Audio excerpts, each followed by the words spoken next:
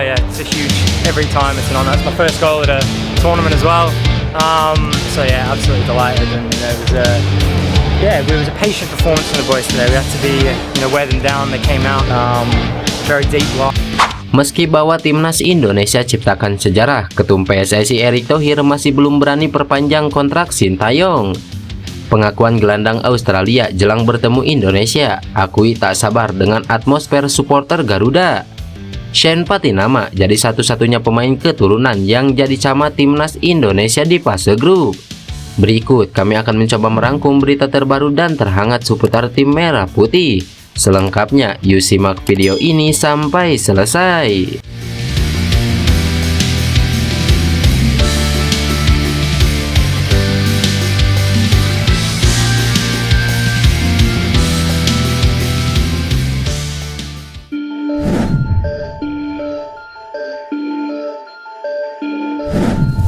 Pelatih timnas Indonesia U20 Indra Syafri buka suara soal kekalahan melawan Thailand pada laga uji coba di Stadion Utama Gelora Bung Karno, Jakarta. Pada laga uji coba tersebut, timnas Indonesia U20 menelan kekalahan 1-2 dari Thailand U20. Indra Syafri tidak terlalu memusingkan hasil akhir. Ia lebih fokus mengamati kualitas para pemain yang masih dalam proses seleksi. Sebenarnya timnas Indonesia unggul lebih dulu 1-0 pada menit ke-12 berkat gol Tony Firmansyah memanfaatkan umpan tarik dari Doni Tripamungkas. Arkan Kakak dan kawan-kawan sebenarnya memiliki beberapa peluang emas untuk mencetak gol. Namun penampilan gemilang kiper Thailand mampu membuat gawang mereka tetap aman. Alih-alih mencetak gol, gawang Indonesia malah kebobolan pada menit ke-63 dan pada menit-menit akhir. Tujuan dari uji coba melihat atau memastikan kualitas pemain secara individu. Setelah beberapa kali uji coba, kami ingin menentukan secepatnya nanti siapa yang masih bisa menjadi bagian dari skuad timnas U20 ke depan. Makanya kita melakukan banyak pergantian pemain, dan tentu kami tim pelatih telah melihat siapa-siapa saja yang sesuai dengan ekspektasi dan siapa-siapa saja pemain yang masih kita pantau terus, ujar Indra Syafri.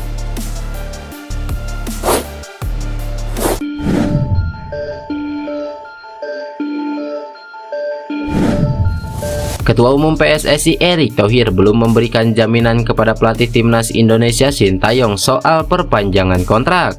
Hal ini karena sang juru taktik masih memiliki PR bersama timnas Indonesia U23. Seperti yang diketahui, Sintayong berhasil memenuhi target membawa timnas Indonesia lolos ke babak 16 besar Piala Asia 2023. Ini merupakan sejarah karena untuk pertama kalinya tim merah putih melaju ke fase gugur Piala Asia. Namun ternyata ada target lain yang harus terlebih dahulu dicapai Sintayong sebelum bicara perpanjangan kontrak, yaitu meloloskan timnas Indonesia U23 ke babak 16 besar Piala Asia U23 2024. Piala Asia U23 2024 akan berlangsung pada April mendatang.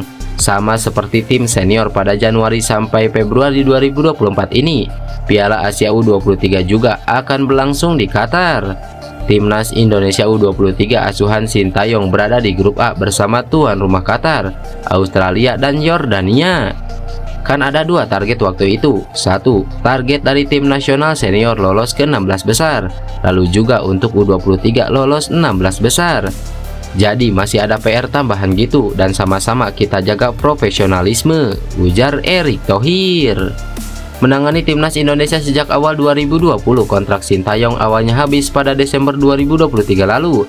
Namun ternyata PSSI telah mengekstensi masa kerja pelatih 53 tahun asal Korea Selatan itu setidaknya sampai rampungnya Piala Asia U23 2024 di Qatar. Dalam data Transfermarkt, kontrak Sintayong bersama timnas Indonesia akan kadaluarsa pada 30 Juni 2024 mendatang.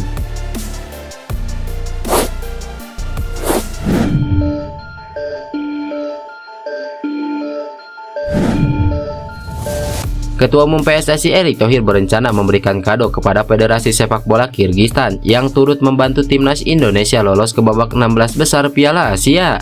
Hal itu diungkapkan Erick Thohir saat ditemui di Stadion Utama Gelora Bung Karno, Jakarta, menjelang laga uji coba Indonesia U20 versus Thailand. Namun Erick tak ingin ini disalahartikan. Tadi kan sudah dijawab oleh supporter, itu pemain sepak bola yang tadinya followersnya 27.000 jadi 150.000, jadi trending topik. Saya kemarin sudah minta untuk kirim sesuatu. Ya, bukan berarti kita nanti disangka melakukan sogokan. Ya, saya mengucapkan terima kasih, ujar Erick Thohir. Terlepas dari sesuatu yang ingin diberikan PSSI ke Kirgistan, Erick berharap kisah di Piala Asia 2023 ini jadi pelajaran. Menurutnya Indonesia tak boleh lagi berharap kelolosan dari tim lain.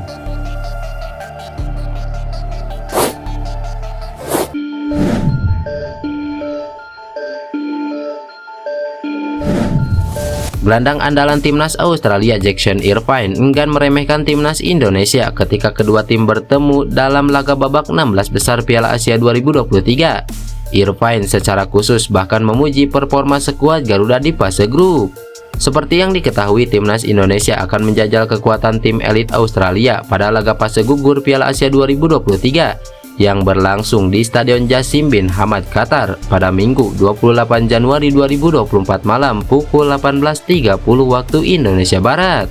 Skuad Garuda dipastikan lolos sebagai salah satu dari 4 tim peringkat ketiga terbaik fase grup Piala Asia 2023. Kepastian ini didapat setelah salah satu pesaing terkuat terakhir timnas Indonesia di klasemen mini peringkat ketiga terbaik Oman ditahan imbang 1-1 Kirgistan.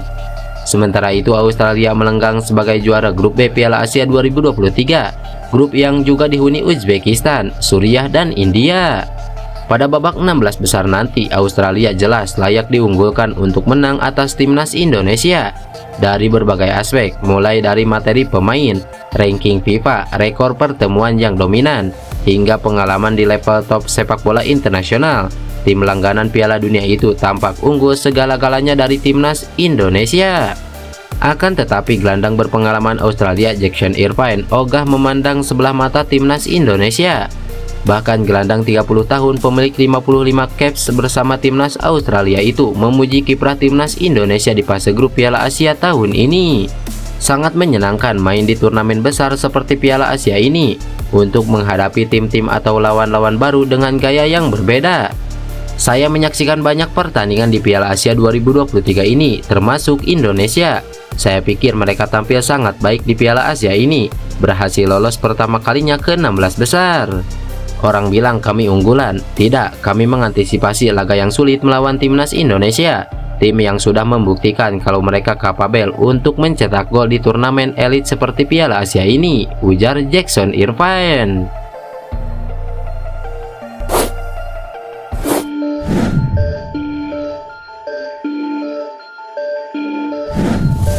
Shane Patinama menjadi satu-satunya pemain naturalisasi timnas Indonesia yang tidak pernah main atau cadangan mati di fase grup Piala Asia 2023. Padahal Shane Patinama punya pengalaman bermain di level Eropa. Kondisi ini jelas berbeda dengan 3 pemain naturalisasi lainnya, yakni Sandy Walsh, Elkan Bagot, dan Jordi Amat.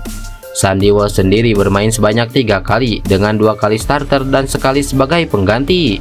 Sementara Elkan Bagot 2 kali main dengan sekali starter dan sekali pengganti. Jordi Amat menjadi pemain naturalisasi yang sering dimainkan Sintayong selama fase grup. Meski demikian, Shane Patinama tak memperlihatkan kekecewaannya sedikit pun. Ia bahkan tetap bersemangat melanjutkan perjuangan timnas Indonesia yang berhasil melaju ke babak 16 besar Piala Asia 2023. Kami memenuhi syarat untuk babak 16 besar, mari lanjutkan menulis sejarah, ujar Shane Patinama. Terlepas dari statusnya sebagai pemain naturalisasi, Shane Patinama tidak sendiri. Ada beberapa pemain yang juga tidak pernah dimainkan Sintayong selama fase grup. Mereka adalah Ramadan Sananta, Dendi Sulistiawan, dan Wahyu Prasetyo.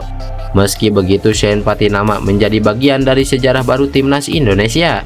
Sepanjang sejarah keikutsertaan Indonesia di Piala Asia, baru di era Sintayong Indonesia lolos ke fase gugur atau babak 16 besar. Kepastian Indonesia lolos ke babak 16 besar didapat setelah mereka berhasil finish di posisi 4 peringkat ketiga terbaik. Lantas, bagaimana menurut kalian? Tulis pendapat kalian di kolom komentar.